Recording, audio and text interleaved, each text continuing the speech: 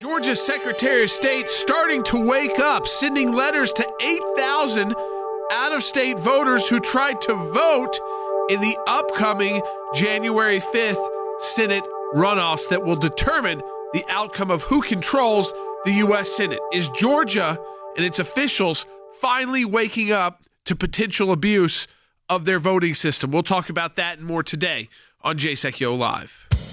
Live from Washington, D.C., Sekulow Live. Secretary of State sending roughly 8,000 warning letters to people who have both requested Georgia absentee ballots, but also filed with the U.S. Postal Service a change of address to some out-of-state address. Phone lines are open for your questions right now. Call 1-800-684-3110. Brad Raffensperger warns anyone looking to come to Georgia to temporarily to cast a ballot in the runoffs, or anyone who has established residence in another state but thinks they can game the system, we will find you and we will prosecute you to the fullest extent of the law. And now, your host, Jordan Sekulow. So finally, it seems like the Georgia officials are waking up. Remember, we reported last week that they agreed to do a statewide audit of signature matches from absentee ballots, and that they weren't going to do it just from the counters who had no expertise in signature matching, but they were actually going to bring in an outside party from the University of Georgia, signature experts, forensic experts, to make sure these absentee ballots, when you sign them on the back and on the card, and then you sign them on the inside, that those actually match, especially if there's already something on file for those voters. So that was one concession finally the Georgia Secretary of State has made. Now he has issued a new statement. And in this new statement, Raffensperger said Monday that his office had sent out, think about this, 8,000 letters to individuals who had moved out of Georgia but have requested absentee ballots for the January 5th elections. Now, he said qualified Georgians and only Georgians are allowed to vote in our elections. There are some exceptions there, military, temporary work, things like that, like college students, but most college students aren't away from home right now. And he said many times, I will not tolerate out-of-state voters attempting to undermine the integrity of the vote in Georgia. And here's the kicker. This comes with a real penalty. So let this be a message to those leftist groups pushing this. The Secretary of State said that anyone caught trying to game the system will be prosecuted to the full extent of the law. The penalties for this are quite extreme. A fine up to $100,000 if you try to do this, and as many as 10 years in prison, a serious felony offense to try and again, vote in a state that you are not a citizen of. Now, this is what's interesting. Joe Biden only won the state by 12,000 votes. Exactly. So, I mean, we're talking about the kind of, I know the word fraud people don't like to use. Illegal maybe is the better way to say it. Illegal voting on a even small scale with elections this close. So you think about 8,000 votes, you say, oh, that's not that many. Well, Joe Biden won Georgia by 12,000, and he's just saying that they've already identified 8,000. So what has to happen next, I think, is that you've got to, one, I'm sure this number will grow, yep, and two, put pressure on the Georgia Secretary of State to continue to putting these kind of measures in place and make sure we see action. Because what's going to happen, Dad, is there's going to be a deluge of this. Right now, it's maybe easier to figure these out. Yeah. But what happens when they all come in very late? Yeah, they come in late, or they start piling up, which is on election day. Exactly right. So I think what you have here is the Secretary of State finally, as you said, taking action that at least now will close a potential problem area. I say potential problem area because it could be military ballots in here. There could be, as you said, students. But there was that whole push to have people move to Georgia, but not really intending to stay, just to vote. Remember, Andrew Yang was putting that out there. And they've now, you don't hear a lot about that. We come back from the break. Andy Econo, who is in Atlanta right now, actually is going to join us, and we'll talk about this. We'll take your questions on it, too. But don't forget, we're in a matching challenge campaign at aclj.org. Yeah, that's right. Folks, support the work of the ACLJ. It's a critical time. You can double the impact of your donation. We have a group of donors ready to match every donation that comes through in the month of December. But to match those donations, you've got to make the initial donation. Double your impact at aclj.org. Be part of our matching challenge month as we move into 2021. We'll be right back.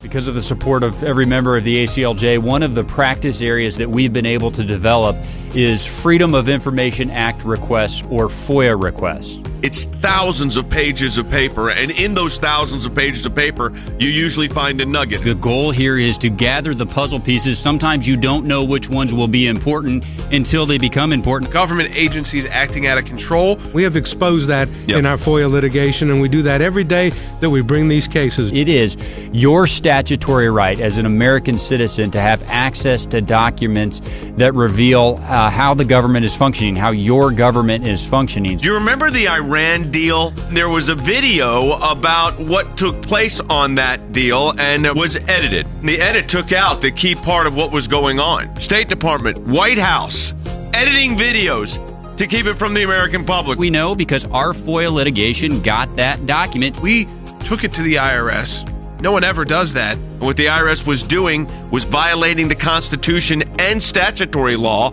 Because of the litigation we engaged in, they can't do what they were doing before. They've been hiding behind in the shadows. These FOIAs bring them to light. And all of this information came because we went to court to get the information. Many times when we make these requests, the requests actually end up in court as the bureaucracy fights back to withhold the information. But that's okay because the law is on our side. We are entitled to the information that is in these requests that we have made. We've got the declassified list of Obama administration officials who started asking to unmask. We have caught them now. They have no one in there to protect them anymore.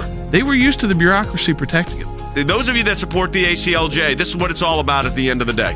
Support the work of the ACLJ with our matching challenge. Go to aclj.org. It's all because of you. And you can double the impact your donation today at aclj.org. Go online and donate now.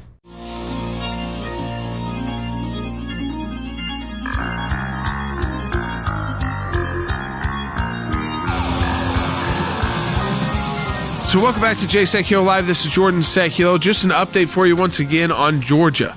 January 5th, a national election will determine the outcome of the U.S. Senate. So this is key. These two races, Loeffler and Perdue, and getting Georgia conservative voters excited again about this. You know, the president will be there the night before. Ivanka Trump was there, but so was Kamala Harris.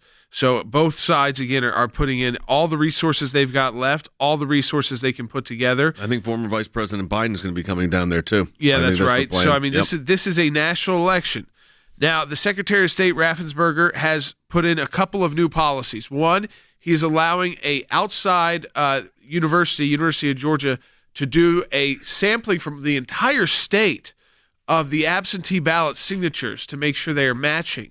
And this is key because allowing just election officials who aren't trained in signature experts to do it, when they seem like there's so many more mail-in ballots they've ever dealt with before, they're going to allow real signature experts, forensics experts from the University of Georgia, a nonpartisan way to look at those ballots. That was win number one. Win number two came out is that they've already identified and they've sent letters to 8,000 out-of-state voters who have requested absentee ballots in Georgia.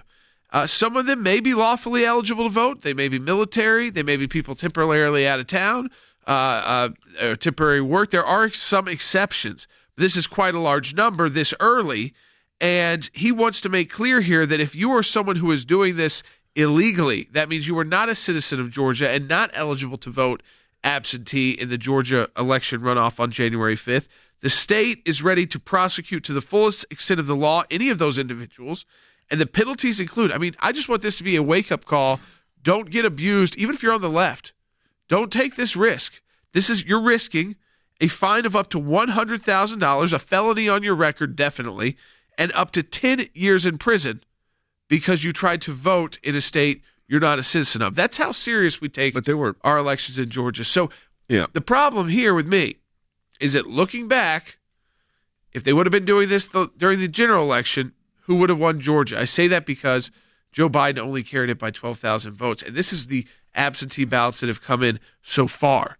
There's usually just a deluge, up until because the same ones could have applied for a mail-in ballot too. I mean, right. If it wasn't going to their house. I mean, I have no idea. Andy Economou, our senior counsel at the ACLJ, is actually in Atlanta right now. And Andy, this new move by the Secretary of State, at least as to these 8,000 ballots, is at least bringing some sense of more control and more scrutiny of these ballots to make sure that these are legal ballots being cast. Yes, and it's a move that is long overdue, Jay. It should have been implemented in the general election. I agree with what Jordan said. It could have been changed. It could have changed the election results if we had had independent forensic examiners, as Raffensperger is doing now, from the University of Georgia to check the signature on file in the voter registration with the signature on the ballot, but certainly identifying at least 8,000, and I think it's probably more than that he should have sent out, but at least identifying 8,000 people who have requested absentee ballots, who have changed their post office registration address with the United States Postal Service. That is suspect right there. If you have changed your address with with the Postal Service, that you're moved out of state, what are you asking for an absentee ballot for? You're no longer a Georgia citizen. You have moved to another jurisdiction. Well, and at least, Andy, there are some exemptions. I don't want to cut you off, but there are some exemptions. Military, because they can be stationed at a different base and still keep their Georgia, and people that are on maybe temporary work. I understand that. Military, I have no problem. People who may be teleworking temporarily from another state, but at least he's looking into it, which is something that he should have done before, and I think that's a good step. Somebody has waken up in the Secretary of State's office and is looking at these things which should have been looked at before. But this, I can tell you, this is a big election. I voted in person. I have never seen that many people vote in a runoff election as voted in the Decatur, Georgia precinct where I went to vote early vote. It is a mob of people. Nearly 1.5 million Georgia voters have already cast their ballots in the Senate runoff elections for next month. Will be on January 5th. So there's already been a big result. Now, I'm going to go to Harry Hutchinson because from a legal standpoint, I think what the Secretary of State's doing, and we have a question coming in on Facebook on this. Pauline said, why is the Secretary of State of Georgia, why need he do the same thing for the presidential election? They should have. Absolutely. And one of the things that distinguishes the Georgia Secretary of State, Brad Raffensperger, is that he seems to be behind the eight ball. In other words, he is now saying that he is going to enforce the law. Where was he before November the 3rd? Where was he during the general election? And the best deterrence to violating the Georgia law with respect to the runoff would indeed be the prosecution and conviction of individuals who have already violated the law with respect to the November 3rd general election. So I welcome what he's doing now, but I think the real issue is where was he for the last 6 to 9 months? I think he was missing in action. Van, I have noticed that every time a Republican member of the U.S. Senate is interviewed on anything, it could be the stimulus package, that they immediately come back to, and that's why we have to have 2 Georgia senators voted Republican, or else none of this happens. I mean, this is, I'm sure you're hearing it up there across the street. What's the sense of this? They know that their job for at least the next 2 years, and obviously these Georgia Senate cycles, it's a 6-year cycle for a Senate term, but the next Congress, the leadership of the Senate is going to depend on these 2 races, whether it's going to be Leader Schumer or Leader McConnell. And look, I agree that these are good moves by the Secretary of State. I do hope, Jay, that there's a couple more layers to this, though. I mean, we talked on yesterday's broadcast how there are nearly 40,000 people who have already voted that didn't vote in November, and much like the 8,000 people we're talking about, Jay, a lot of those are going to be valid, but some of them probably won't be. So that's a tier that the Secretary of State has got to look at. And look, it's not accusing folks of wrongdoing. It's literally his job to look at these suspect votes and say which ones are valid and which ones aren't. So the Georgia Secretary of State has announced he's leading a full-scale investigation to combat illegal voting. This goes past this. So he is now coordinating a whole-of-government effort to combat illegal voting in Georgia.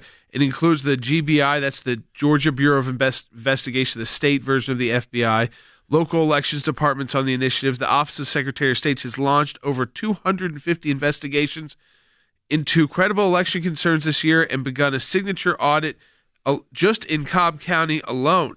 He said he's committed to marshaling all resources available to ensure qualified Georgians and only Georgians cast ballots in Georgia. So he's got the GBI. We're focused on post office certified investigative staff, on upholding. So they also have investigators for the legitimacy of the ballots cast in Georgia. So for folks, if you're out there right now and you're saying, I should I vote? Is it going to really count? Listen, it may not have happened the first time, and that was extremely unfortunate and wrong of the Secretary of State. But it seems like corrections are being made. You need to get excited. These elections can be won by conservatives if they show up. And the balance of power in the Senate can stay in Republican control if you show up. But if you still listen to some of these people on Twitter who are kind of losing their mind and saying, let it all burn down, well, that's not how you want your country run. Because let me tell you what that means. Abortion on demand with no restrictions. It means a lot of your taxpayer dollars going to abortion. And by the way, the government will have a lot more of your taxpayer dollars because they'll be raising your taxes extremely high as they want. And Green New Deal, there it goes, packing the court, potentially, because Joe Biden has said, whether he hasn't committed to packing the Supreme Court, but he has said he's going to put together a panel to look at it. So he's not saying no. So you lose these two, you lose momentum. What happens in the next midterm election? Yep. And we're right on the cusp of taking back the House, and we're able to keep control of the Senate if you in Georgia show up and vote. You just have to show up and vote, and then get your friends and family to vote. Let me give you some statistics on that right now. It looks like of the early votes that have come in, it's about 1.5 million, so it's still tracking very high on absentee ballots that have cast or early voting. So that's a mix. You got people. You can go vote early in person right now as well. So 1.5 million. That's up a couple 100,000 since the last report was done that we were talking about earlier this week. Now, what's interesting here is that 48% of early absentee voters are likely Democrats. That's just the absentee voters, compared to 45% of Republicans. That means Republicans are actually doing a pretty good job because they should be, for Democrats to win, they're going to have to win the absentee vote by a very margin. big because this is not including the in-person voting, which Republicans did much better in. When we get back, I want to talk to Andy Economo about the significance of the Secretary of State calling in the Georgia Bureau of Investigation. That's a big move. Should scare people, too. It should. And let people know it's serious, and people are going to be taking it seriously. Hey, folks, I want to encourage you. We're in the last week of the year. Your support of the ACLJ and our Matching Challenge campaign makes a huge difference. If you enjoy this broadcast, you're keeping it on the air. ACLJ.org. That's ACLJ.org. Be part of the Matching Challenge. Back with more in a moment. I was at a board meeting at Jews for Jesus, and the executive director said, we've got a case. The Supreme Court had just granted review. It was about literature distribution at airports. We wanted to have the Bible study meet in the school, but it turned into a problem when the principal said, no, you can't have it. I told her that I wanted to sing Noel, and she said, the principal said that we can't have anything to do with Christ in our songs. We marched around the country defending evangelism in Chicago, in Boston, in New York, Atlanta, Texas, Southern California, Northern California, and points in between. We got a letter one evening from the IRS saying they wanted all this information that we all knew immediately was not right. How do you fight the government? How do you fight the IRS? Tea Party groups say they're being targeted by the Internal Revenue Service, and they're enlisting the aid of the American Center for Law and Justice. They were trying to shut groups down that they disagreed with. This was very, very serious. The federal courts do not need to become monitors of state trespass actions, and that's all this is. We were looking for the right to speak our minds and our consciences, and we won that right today. Religious persecution is a situation where your life is literally put in jeopardy simply because of what you believe. Can you help?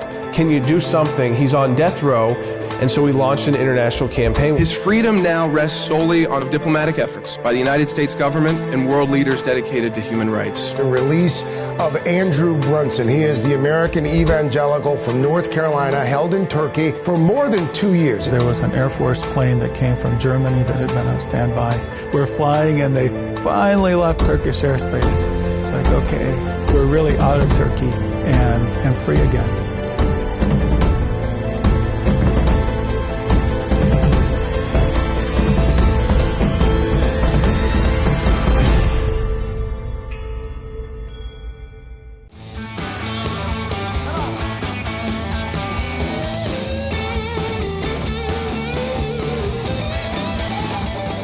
Go to the phones. I think a friend of the family, actually. Somebody went to church with the Sekulow family. Susan and John Woodall used to go to church with us when we were in Atlanta. My husband and I went to vote this morning. Susan's on the air With us, hey, Susan. Welcome to Sekulow Live. Hi, Susan. Hi, Jay. Hey, it's been a long time.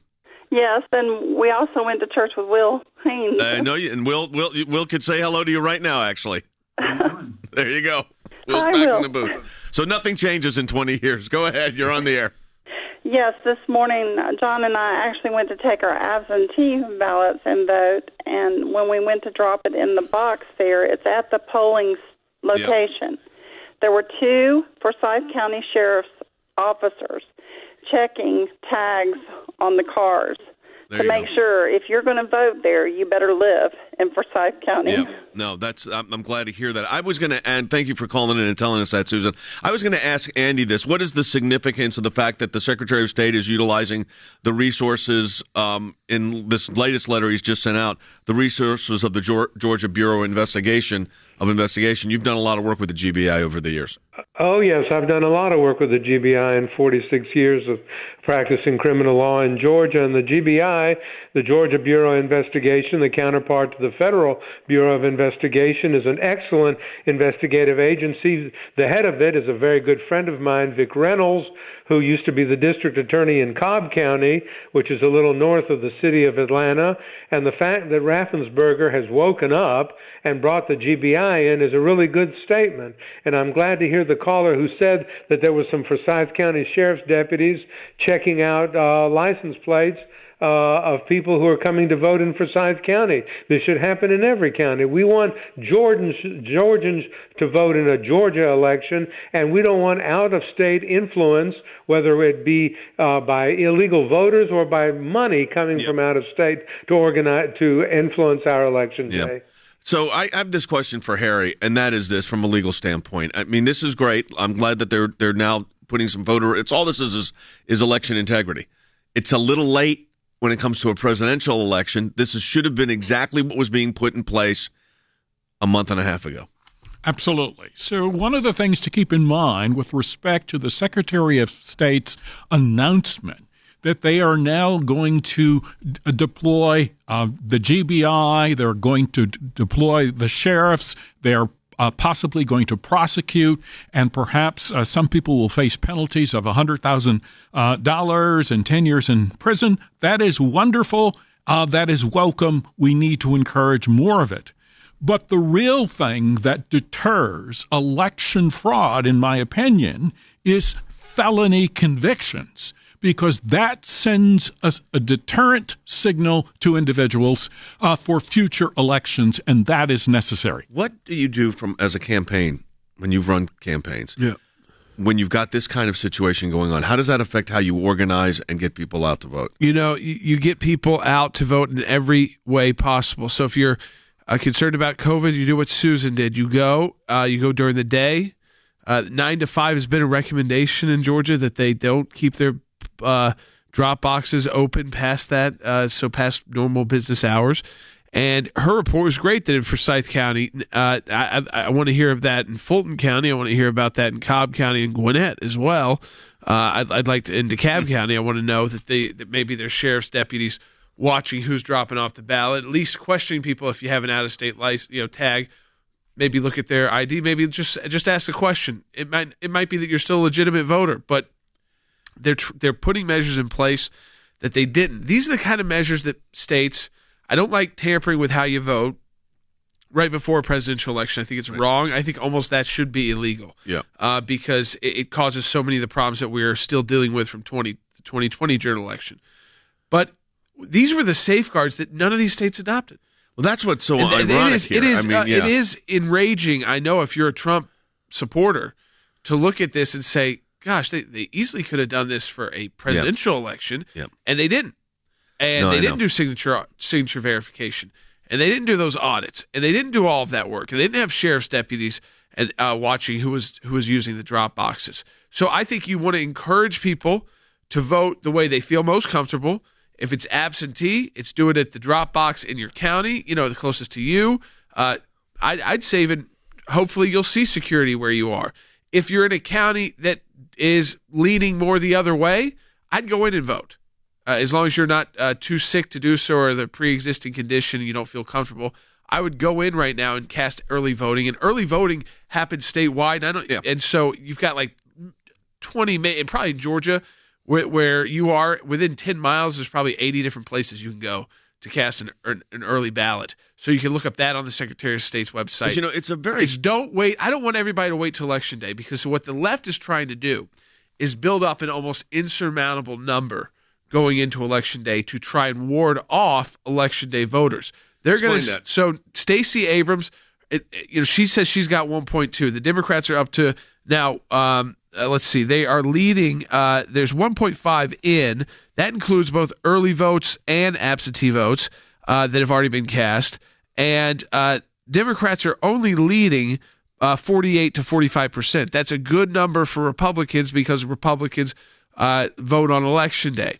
But how about we start tightening that number leading into Election Day? I think if the last numbers come out before Election Day, that early vote number is very close, it will encourage more Republicans to get out and vote on Election Day, instead of saying, you know what, my vote's not going to matter because we can't, even though you can, because Georgia's a big state with a huge population of Republican voters.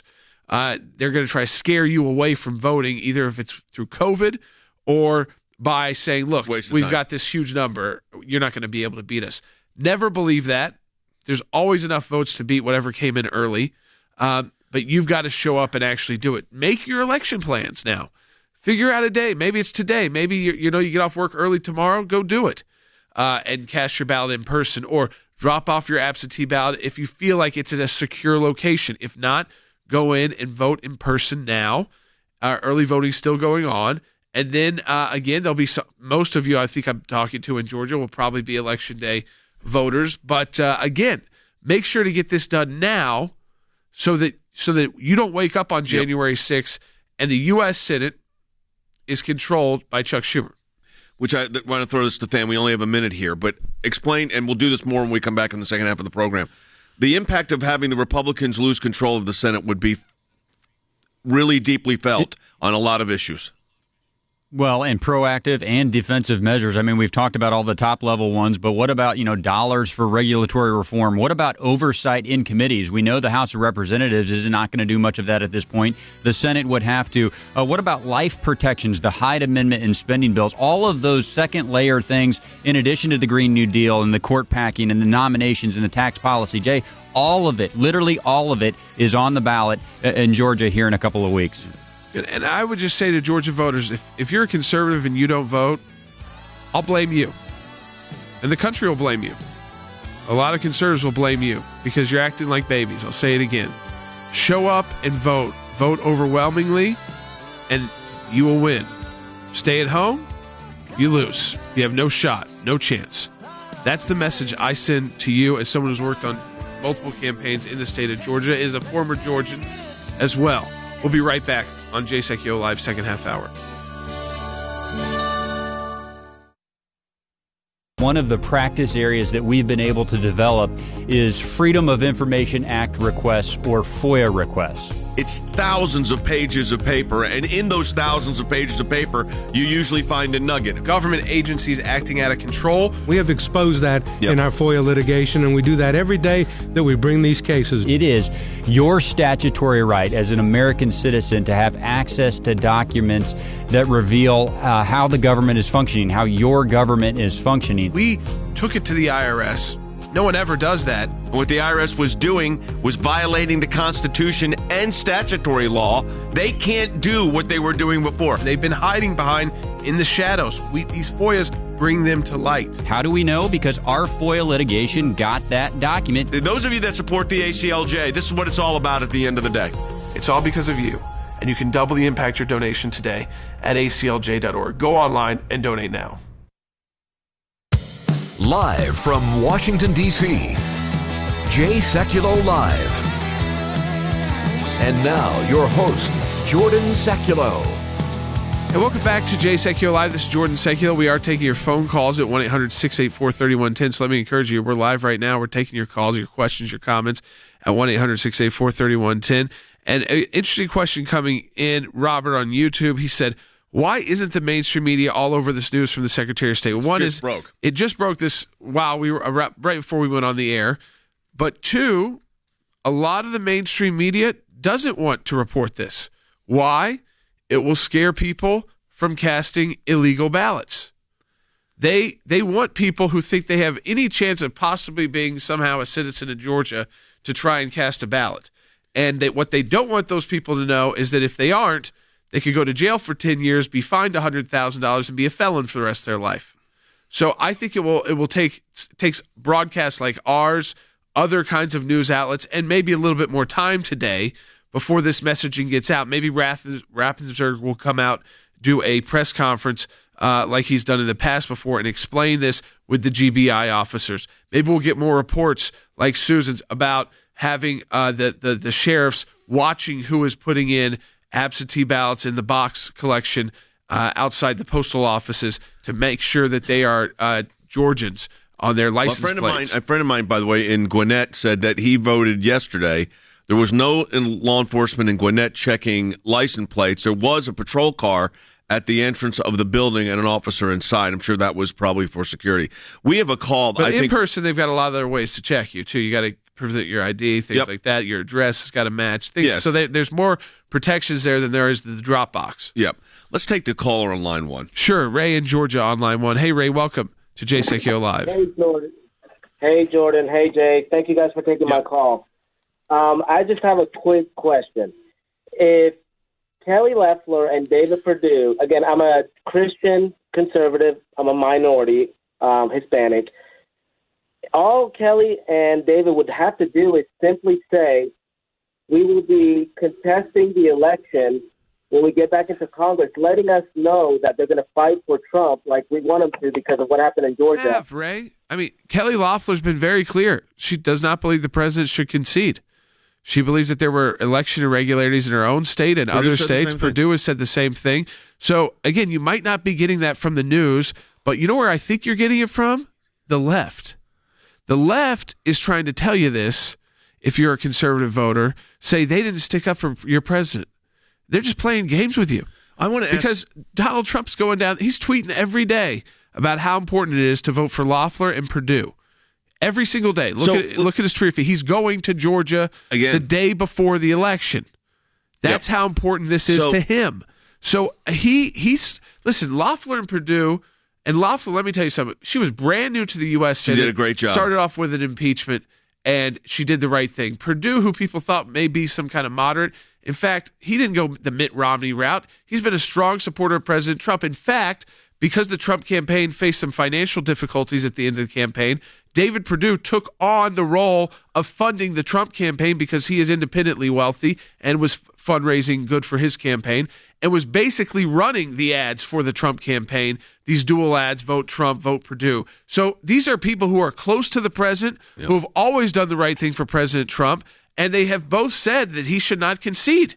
So I think, what else do you want from them? They've got to try and win their races. Yeah, well, and if you're concerned about to protect his legacy, if you're concerned about the judges that are appointed by and confirmed, if you're concerned about the life issue, if you're Tham mentioned this, regulatory overreach, if you're concerned about religious liberty, if you're concerned about international affairs, this Georgia election, Tham, with only 40 seconds left here, is a national election. A half of the Congress is being determined by two elections. On all those legacy issues, Jay, maybe you don't want to believe Senator Perdue. Maybe you don't want to believe Senator Loeffler. Here's who you should believe. President Trump. President Trump literally every single day has said, my legacy depends on Senator Perdue and Senator Loeffler going to the United States Senate to affirm it. Just listen to President Trump. I got like Katie on YouTube wrote in, preach it, Jordan. Speak the truth. Vote. Don't be babies in Georgia, conservatives. Don't sit on your hands or we're going to all blame you. We will. The whole conservative movement will blame you because you've got the opportunity to protect the legacy. Thanks to your support of the ACLJ, we have had many victories. The IRS now formally apologizing to Tea Party groups. The IRS did the right thing by resolving the case with an injunction that mandated a complete change of the IRS nonprofit tax-exempt work as it relates to issue advocacy organization. If any group feels like they're being targeted, they can go to federal court and bring our case. That's a victory. It's one of the most significant wins in the ACLJ's history, to take on the IRS and win. For more than 27 years, the ACLJ has been fighting for freedom and liberty in the United States and around the globe. These are young people in their 20s and 30s that are doing this. They're fighting for life at a whole new level to beat back the abortion juggernaut. We've got a whole group of young lawyers that are defending them. Those of us that believe in life know that we're on the right side of history. We understand full well children are children, and they're precious in God's sight, and they're precious in our nation's sight, and they're precious to parents. But I actually think we're winning. This is one of the social issues we're winning. The release of Andrew Brunson. He is the American evangelical from North Carolina, held in Turkey for more than 2 years. They're rushing us to the airport, and there was an Air Force plane that came from Germany that had been on standby. We're flying, and they finally left Turkish airspace. It's like, okay, now we're really out of Turkey and free again. We're grateful to ACLJ who put it out to these people, they were getting all this out. All of the people who prayed for us through ACLJ and through your contacts, I'm thankful, I'm grateful, and actually I'm astounded. We need your help as we continue this work here in the United States and around the world. Join the matching challenge today, and your tax-deductible donation will be doubled.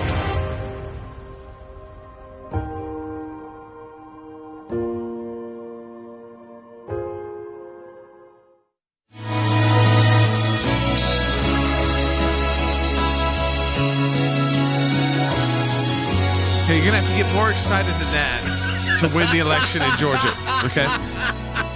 Maybe we got some different tunes. Maybe Devil went down to Georgia and looking for some votes to steal, which is...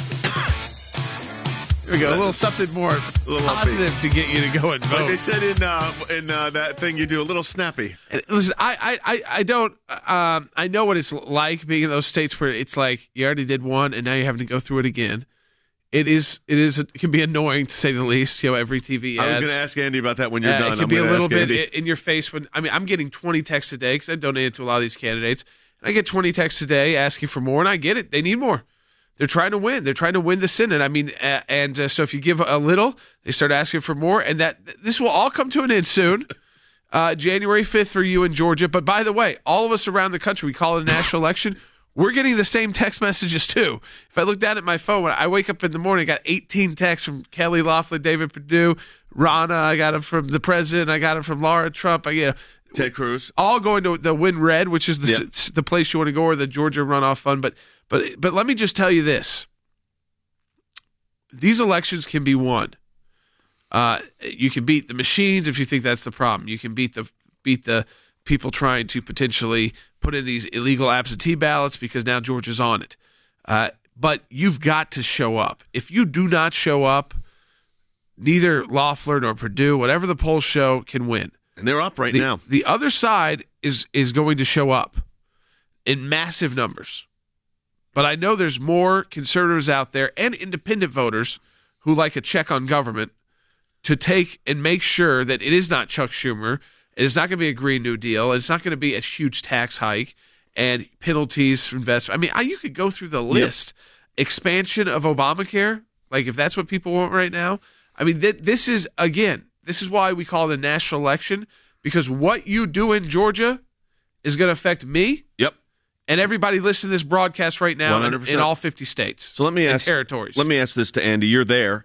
You just got back a few days ago. The airways being inundated? Inundated, unbelievable. Every time you put on television, even if you're on YouTube, any channel, any station, all you hear is Kelly Loeffler, David Perdue, followed by Warnock and Ossoff. And these come just in massive doses that they're giving this to us. And my phone has been ringing continuously 10 and 12 times with these robocalls to vote one way or the other. I have never seen, in all the years I've lived in Georgia, I have never seen such an onslaught of commercials and ads on television, and some of them are pretty nasty on both sides. I must say, on both sides are pretty low, encouraging voters to vote and attacking the other candidate. But I've never seen it quite this intensive, Jay. I've got a question for Than, and I want to throw it to Harry, and that is this. If the Democrats were to get control of the United States Senate, they have the House, and if Joe Biden is sworn in on the 20th as president, assuming all that takes place, the Green New Deal is what's going to happen? Oh, it very likely could be on the floor of the Senate. I mean, Speaker Pelosi already wanted the principles in the Green New Deal to move through the House. She wanted Leader Schumer to be put it on the floor of the Senate. And look, all of the pressure, especially after an election, is going to be on Leader Schumer to put that on the floor of the House. So this is what I wanted to ask Harry. So let's assume what Fan said is correct. So the things like the stimulus package would have been very different, and then you would have had the Green New Deal. What's the impact of that on the economy when they start doing these kind of excess spending? Well, the impact on the economy will be felt first and foremost by average working men and women, because the Democrat agenda is focused on raising taxes on working Americans while claiming that they support working Americans. And so the Green New Deal, for instance, would have a disproportionately adverse effect on whom? Working Americans, particularly in the energy industry. And so if your job is connected to fracking, if it's connected to oil, natural gas, you could lose your job if the Dems are able to push through the Green New Deal. In addition to the Green New Deal, there are other ideas that the Democrats have. For instance, they are trying to push, very quietly, of course, additional gun control measures. So the Second Amendment is on the ballot, for instance, in Georgia, as well as these Green New Deal options. If, for instance, you like beef, that's on the ballot in Georgia, because the Green New Dealers, they want to eliminate cattle. Because cattle, according to them, are one of the primary causes of climate change. So lots of issues are on the ballot in Georgia, and so I hope the American people, but particularly the people in Georgia, think about those issues going forward. Let's take a call, Jordan. We got especially people from Georgia. Yeah, Martha in Georgia, online one. Hey, Martha, welcome to Sekulow Live. Hey, I just wanted to give you a little bit of peace of mind here. Let me take me off speaker here. I went to vote in person on Friday. Okay. And when I presented my license for ID, when she put it in her machine, she informed me, yeah, you did receive a mail-in ballot, which I had. And I said yes. And she said, well, we need you to sign an affidavit stating that you are voting in person and that you're not going to be using your ballot. So I thought that was kind of cool that they're at least looking out for the potential for double votes. What county are you in, Martha? Camden. All right, and let me ask you this: did you have to bring in your ballot? No. That is my only concern. Is you've got control of it, so I'm not concerned with you. You're going to do the right thing. But how many people who aren't good people can go and say they'll sign that affidavit and then send in their absentee ballot too? And if this is at general election numbers, it becomes that much more difficult to find these duplicate ballots. Especially when some are on paper absentee and some are machine. I'm glad that they're doing that. They're making you sign an affidavit that you would be legally responsible for that. If they caught that, you'd be in trouble if you did something like that. And that's still better than what was done in the last general election. But I favor them saying, well, you need to come back and bring your ballot to be destroyed. So let me ask this to Andy from just the standpoint. I don't know if they have time to put that in, or if probably that's the don't law. have time now, and it would be retroactive, so you'd run into an ipso facto problem. But here, a retroactive application of the law. So here you got the Secretary of State working with the Governor's Office, the GBI, the Office of the Secretary of State has launched 250 investigations into credible election concerns this year and begun a signature audit in comp. What does that signature audit lead to, Andy? It leads to the discovery of ballots that should not have been counted. In other words, by making an audit of the signature, you actually have a forensic examiner who knows signatures and who knows handwriting, who compares the signature on the ballot with the signature on the voter registration card. And that's critically important, especially in the case of these absentee ballots. And I think that that's a good measure. It should have been implemented for the November 3rd general election, but it does give me a feeling of a little bit more integrity for the election coming up on January 5th. And I think that's very important. And furthermore, that the GBI is looking into these people who are not citizens of Georgia, residents of Georgia, voting and looking at the criminal penalties, I think is critical to deterring people who would vote in our election, who have no business voting in our election, from doing so. And let me just say this. That person in Camden County who just called, I was an assistant district attorney in Camden County, so she's calling from either Woodbine or St. Mary's, and that is a heavily conservative Republican county in extreme southeast Georgia, right on the Florida line, but I'm glad to see that they're vigilant down there, as they should be in every county in Georgia. Well, I appreciate that. All right, so folks, we're taking a break, and we are going to ask you to do something, and that is join with us. If you enjoy the legal analysis you get on this program, the government affairs analysis you get on this broadcast, you may be listening on radio stations around the country, over 1,000 radio stations. You may be watching us on YouTube or Periscope or Facebook or Rumble, wherever social media platform, or aclj.org. And if you appreciate the work of all the people that put this broadcast together and work on our social media department, that's in addition to the lawyers doing the cases. Support the work of the American Center for Law and Justice. We're in a matching challenge campaign. This is the most important month, and that's the most important days and months for the entire year, because this will set our budget for 2021. So we encourage you to support the work of the ACLJ and sign on to the matching challenge campaign. It's easy to do. You donate any amount of money. One of our other donors, they meet together and they have pooled together to match that gift. So let me encourage you to go to aclj.org right now, and any amount you donate, we're going to get a matching gift for. Back with more, including your calls at 800-684-3110. I was at a board meeting at Jews for Jesus, and the executive director said, we've got a case. The Supreme Court had just granted review. It was about literature distribution at airports. We wanted to have the Bible study meet in the school, but it turned into a problem when the principal said, no, you can't have it. I told her that I wanted to sing Noel, and she said, the principal said that we can't have anything to do with Christ in our songs. We marched around the country defending evangelism in Chicago, in Boston, in New York, Atlanta, Texas, Southern California, Northern California, and points in between. We got a letter one evening from the IRS saying they wanted all this information that we all knew immediately was not right. How do you fight the government? How do you fight the IRS? Tea Party groups say they're being targeted by the Internal Revenue Service, and they're enlisting the aid of the American Center for Law and Justice. They were trying to shut groups down that they disagreed with. This was very, very serious. The federal courts do not need to become monitors of state trespass actions, and that's all this is. We were looking for the right to speak our minds and our consciences, and we won that right today. Religious persecution is a situation where your life is literally put in jeopardy simply because of what you believe. Can you help?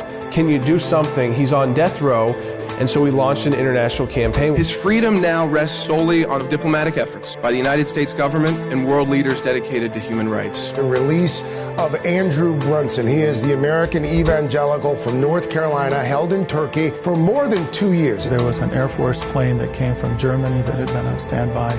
We're flying, and they finally left Turkish airspace. It's like, okay, we're really out of Turkey and free again.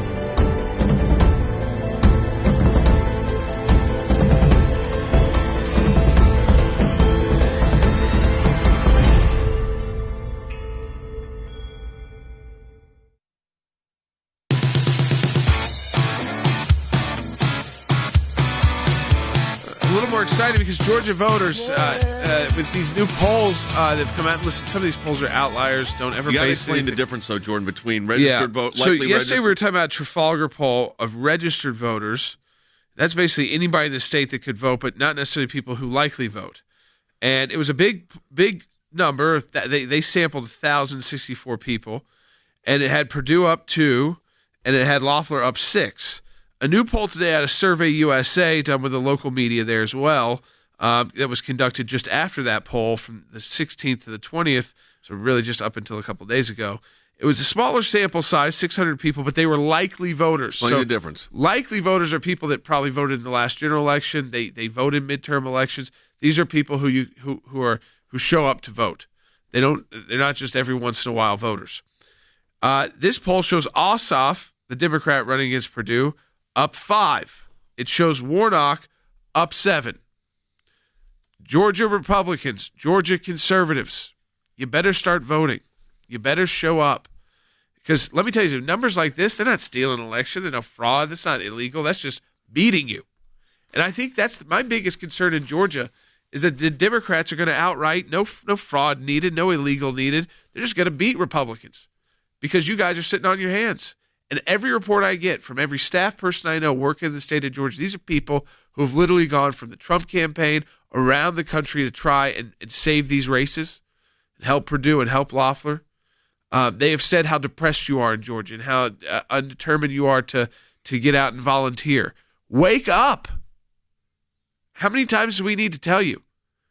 Do you want Chuck Schumer and Nancy Pelosi and Joe Biden potentially controlling your country at the federal level with no checks? You want your taxes up, 20%? And then you got to pay for the Green New Deal. So how many little taxes will be on your businesses too? Not little, big taxes. How many of you would like to lose your job in the energy industry? Coal, which is just coming back. Steel. All those, the industrial cities that are starting to come back under the Trump administration. Manufacturing. Even as Harry said, the beef industry because of CO2 emissions.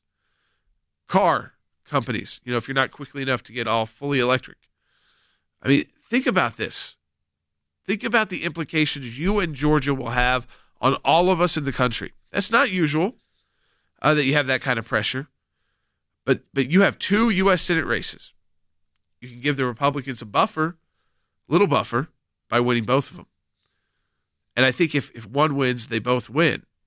But right now, it doesn't look like you're not showing up the same in early voting. You're down there, conservatives. Now, that doesn't mean that all Democrats that voted are voting Democrat or that all Republicans they have registered there are voting Republican, but you're down. You're not down as bad as you were in the general, but you are down. So you've got to decide right now how you're going to vote. What's the best way for you? Is it dropping off an absentee ballot in a box? Do you feel secure that way? Is it voting absentee through the mail? I don't really recommend that with the way Georgia's been handling things. Or going in person early when there's less people there, so the COVID risk is much lower. I know Republicans love to vote on Election Day, but don't let them get to a point where they can run an ad 2 days before and say we're up 5 million votes. David Perdue's campaign just sent something out, and I want to run this by Fan and Andy. So Election Day is just 2 weeks away, he says, and we need all the help they can get to cross the finish line to victory. Without your help today, we risk giving complete control of Congress to the radical left. And then he goes on saying that means Chuck Schumer, Nancy Pelosi, AOC, and the rest of their extreme leftist allies. So that's in an election, it's a fundraising piece, Fan, for Perdue. But the truth is, if Congress does go to these two in the United States Senate in Georgia to Ossoff and Warnock, it is going to be the radical left. That's not hyperbole. That's fact. No, both parts of that email are absolutely true, Jay. I mean, the point about needing voters now is absolutely true because there's been almost 40,000 new voters already. Jordan's right. Unless both sides get excited, whoever gets the most excited brings out the most new voters is going to win the election. And then on impact, the portion of the email that talked about impact, absolutely true. I'll just take one narrow slice of what Jordan talked about. Energy regulation. You have a job in the energy industry. The regulations have come down during the Trump administration in dramatic measure. I can guarantee you, Jay, in the first 100 days of a Biden administration, those regulations are going to go right back up. And you might say, well, what does the United States Senate have to do with that? Jay, they have to pass the funds that are used to implement new regulations. So do you want to check on the Department of Energy under a Joe Biden administration or don't you? That is literally on the line in the United States Senate. And by the way, it would be the only check there is. Because do you think a Speaker Pelosi House is going to provide that check? I can tell you right now, they won't. So, Harry, what does the Department of Energy without a conservative check look like if Joe Biden's president of the United States and they have both chambers of this Congress? Essentially, it licenses John Kerry to run the United States energy policy in virtually every state under the umbrella that he is the so-called climate czar. And so I think it's very, very crucial for everyone that believes in U.S. energy independence, which gives us tremendous leverage in foreign policy. If you're in Georgia, you need to go out and vote because otherwise you are going to pay higher prices for gasoline. You are going to have to buy smaller vehicles. You are going to have to sell your truck. You can look forward to minute regulations and huge regulations at the same time that make your life much more difficult. So, Andy, you're there right now, and as we close the broadcast out, I want you to give you say the ads for both sides are harsh, hard, lots of them. What do you sense with enthusiasm, though? Well, the enthusiasm, I must say, is on the left, because that is the impetus, that the momentum has been given to them as a result of the Biden election here and the Trump defeat, at least by 12,000 votes of the president. And therefore, we have to overcome that, who are conservatives, who believe in energy independence, who believe in jobs, who believe in non-having abortion on demand, and a myriad other issues. We've got to overcome the momentum that the left is facing in Georgia, and I see it, I feel it, it's palpable, I see it in the ads, I see it in the street signs, I see it in the stores, and I see it in places that I talk to. And the only way is to do what Jordan said. Stop being babies about the fact that the president didn't carry Georgia.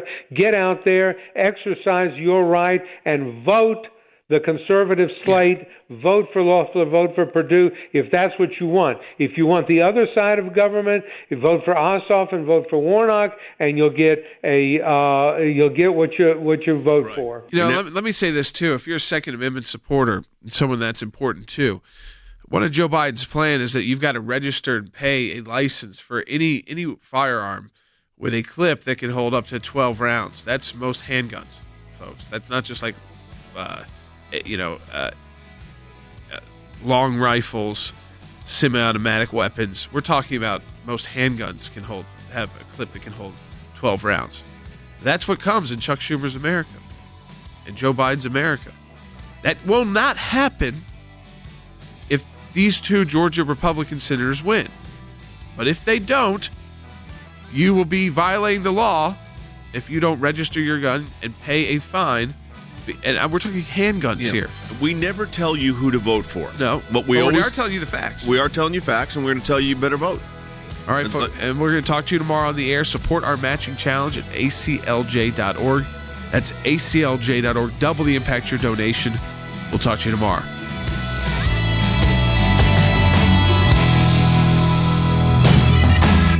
Because of the support of every member of the ACLJ, one of the practice areas that we've been able to develop is Freedom of Information Act requests, or FOIA requests. It's thousands of pages of paper, and in those thousands of pages of paper, you usually find a nugget. The goal here is to gather the puzzle pieces. Sometimes you don't know which ones will be important until they become important. Government agencies acting out of control. We have exposed that in our FOIA litigation, and we do that every day that we bring these cases. It is your statutory right as an American citizen to have access to documents that reveal how the government is functioning, how your government is functioning. Do you remember the Iran deal? There was a video about what took place on that deal, and it was edited. The edit took out the key part of what was going on. State Department, White House, editing videos to keep it from the American public. We know because our FOIA litigation got that document. We took it to the IRS. No one ever does that. What the IRS was doing was violating the Constitution and statutory law. Because of the litigation we engaged in, they can't do what they were doing before. They've been hiding behind in the shadows. These FOIAs bring them to light. All of this information came because we went to court to get the information. Many times when we make these requests, the requests actually end up in court as the bureaucracy fights back to withhold the information. But that's okay because the law is on our side. We are entitled to the information that is in these requests that we have made. We've got the declassified list of Obama administration officials who started asking to unmask. We have caught them now. They have no one in there to protect them anymore. They were used to the bureaucracy protecting them. Those of you that support the ACLJ, this is what it's all about at the end of the day. Support the work of the ACLJ with our matching challenge. Go to aclj.org. It's all because of you. And you can double the impact your donation today at aclj.org. Go online and donate now.